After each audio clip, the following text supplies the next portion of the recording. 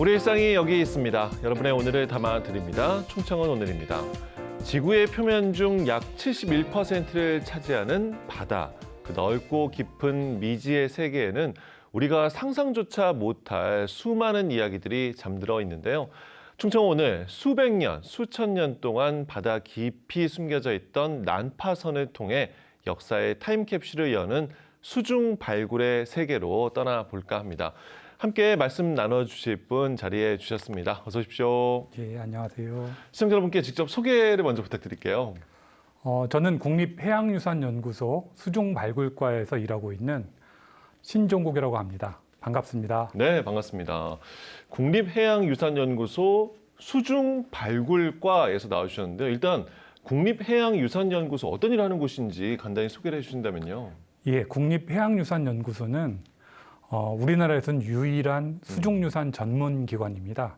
좀 더 자세히 말하면 이 바닷속에는 난파선과 같은 수중문화유산이 종종 발견이 됩니다. 예. 그런 문화유산들을 발굴하고 보존하고 연구, 전시하는 기관이 저희 연구소인데요. 네. 난파선이 많이 발견됐던 목포하고 태안 두 곳에 해양유물 전시관을 운영하고 있고 목포에 본소가 그리고 태안에는 사무소가 있어서 예. 저는 이제 목포 본소에서 일하면서 네. 사무소 그 태안을 왔다 갔다 하고 있습니다. 그렇군요.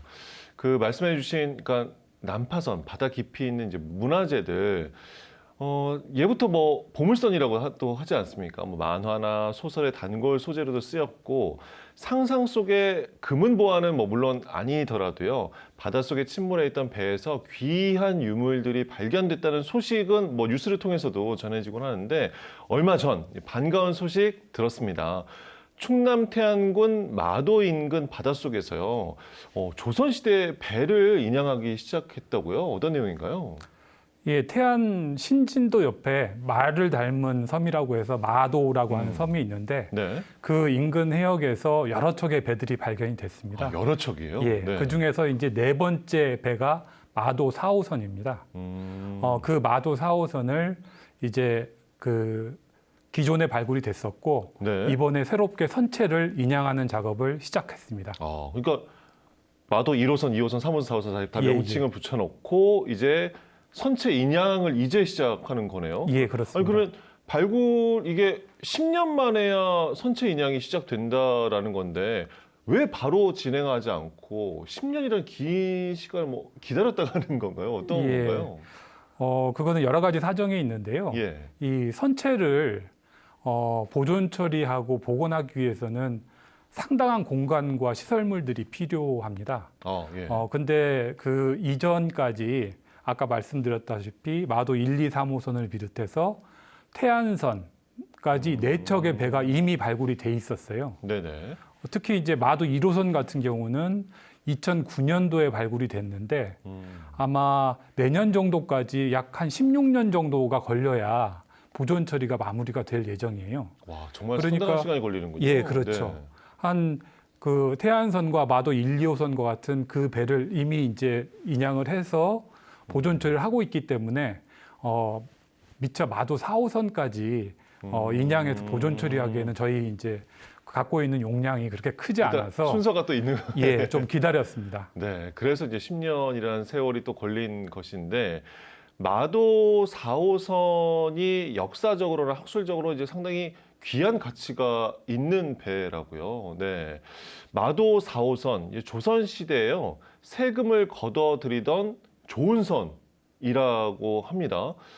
좋은 선이라는 거 그러면 아니 침몰돼 있던 배인데 좋은 선이라는 거 그러니까 용도 쓰임까지는 어떻게 알 수가 있나요? 그 안에서 나온 유물을 통해서 우리가 알 수가 있는데요. 마도 4호선 선체 내부에서는 한 380점 정도의 도자기를 비롯해서 여러 가지 유물들이 나왔는데 그렇게나 많이 나오는군요. 예, 그 중에 그 분청삭이라고 해서 조선 전기에 주로 사용하던 그 대접이나 접시 같은 것들이 약 100여 점 정도 나왔습니다. 네. 그 중에 특히 한 3점에서는 내섬이라고 하는 그 명문이 적혀 있는 분청사기가 나왔는데요. 이 내섬이라고 하는 명문은 당시에 그 조선이 건국하고 조선 초기에 궁궐이나 아니면 고위 관직자들한테 음식을 제공하는 기관이 내섬시라고 하는 기관이 있었습니다. 예. 그 내섬시라고 하는 기관에 이제 지방에서 만들어진 분청사기를 공납을 하게 되는데 그쪽 기관에 가니까 그쪽 기관의 이름을 명문을 직접 적어서 이렇게 주는 것을 그게 그대로 남아 있는 거군요. 관례로 하는데 기록에 따르면 그게 15세기 전반 무렵에 그런 그 법을 만들어서 운용을 했는데 네. 그 이제 내섬시명 자기가 나옴으로써 이게 15세기 전반 그러니까 네. 지금으로부터 약 600년 전에 나왔다라는 것을 알 수가 있고요. 예. 두 번째는 이 배가 왜 좋은선이냐라고 하는 걸 알 수 있는 게 거기에서 한 60여 점 정도 되는 목간들이 나왔습니다. 일종의 이제 화물표인데요. 여기에 어떤 명문이 적혀 있었냐면 나주 광흥창이라는 명문이 적혀 있었어요. 네. 그러니까 나주에서 출발해서 지금도 서울 마포구에 보면 광흥창역이라고 하는 역이 있는데요. 있죠. 예.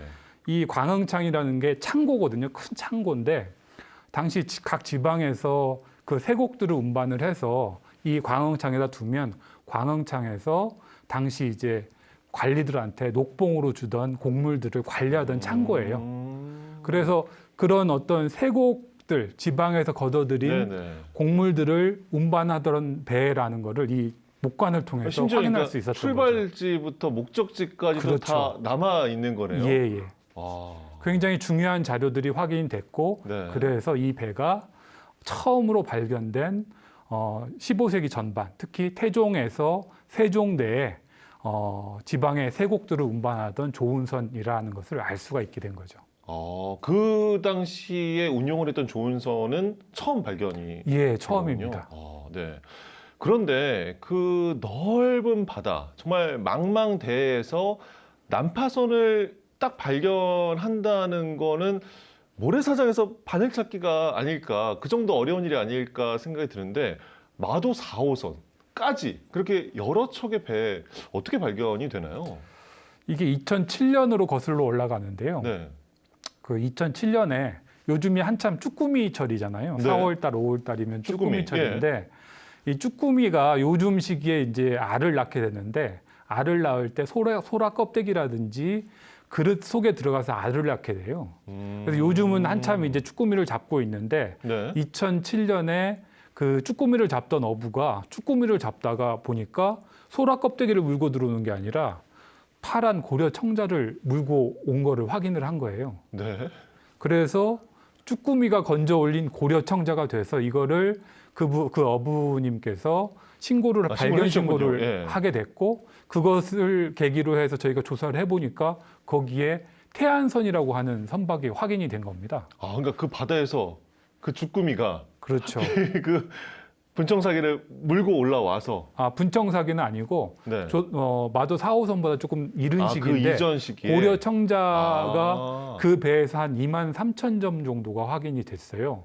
강진에서 그걸 만들었던 계기로 해서 여러 척이 이제 되는 거군요. 예, 그렇습니다. 그래서 그것을 계기로 해갖고 주변 조사를 해보니까 배가 한 척이 있는 게 아니라 심지어 한 척도 아니었군요. 그렇죠. 네. 2009년에 마도 1호선, 2호선, 3호선이 발견이 됐고 그 이후로 3년간 조사를 했고 그 이후로도 이제 계속 조사를 하다 보니까 네. 2014년도에 태안 마도 4호선이 발견이 됐고 그 이후로 그 다음해인 2015년에 선체 내부의 유물들을 발굴하고 인양을 하게 된 거죠. 그 쭈꾸미가 정말 큰 역할을 예. 했네요. 네. 모두 이제 5척의 배를 발굴을 했습니다. 앞서도 뭐 수백 점의 유물들이 나왔다 말씀해 주셨는데 귀한 유물들이 정말 많이 나왔겠군요. 예, 태안해역에서는 거의 3만 점 이상의 유물들이 나왔는데 네. 그 중에서 한 5점 정도는 보물로까지 지정이 됐습니다. 그러니까 아까 말씀드렸던 태안선에서 나온 두꺼비 모양 벼루라든지 예. 사자 모양 향로 2점 네. 그리고 2010년에 발굴했던 마도 2호선에서 나왔던 청자 매병 2점 이런 예. 것들이 이제 보물로 지정이 돼서 국가 보물로 지정이 됐고요. 그렇죠. 네. 관리가 되고 있는데 굉장히 중요한 유물이 많이 나왔지만 저는 그 중에서 예. 뭐 그런 보물로 지정된 건 아니지만 아까 말씀드렸던 그 목간이라는 유물이 굉장히 중요하다고 생각을 그 합니다. 출발지와 목적지 적혀 있다. 그렇죠. 예. 참 신기합니다. 그 당시에도 이렇게 마치 지금의 택배 송장 같은 역할을 한 거잖아요. 예, 맞습니다. 예. 그 목간에 보면 이렇게 좁고 길게 만들어진 건데 나무라든지 대나무로 만듭니다. 그래서 거기에 어떤 내용이 적혀 있냐면 받는 사람이 누구인지, 그리고 보내는 사람이 누군지, 어디에서 보냈는지, 야. 어디로 가는지, 네. 그리고 어떤 그 화물들을 얼마만큼 보냈는지, 그리고 다 적혀 있군요. 몇 예. 점에는 그 화물을 수집한 날짜도 적혀 있어요. 그러니까 그 배의 성격을 그 목간을 통해서 그대로 알 수가 있는 거죠. 네. 그래서 그 배의 성격이라든지 그 난파된 시점 그런 것들을 알 수 있다는 측면에서 이 목간이라는 유물이 굉장히 중요하고 수중 유물이 갖는 어떤 그 독특한 어떤 예. 그런 중요성을 알려줄 수 있는 거죠. 네. 신기하네요. 우리나라는 삼면 이제 바다로 둘러싸여져 있는데 유독 그러면 태안 앞바다에서 이렇게 여러 척의 난파선이 발견되는 뭐 다른 이유가 있나요?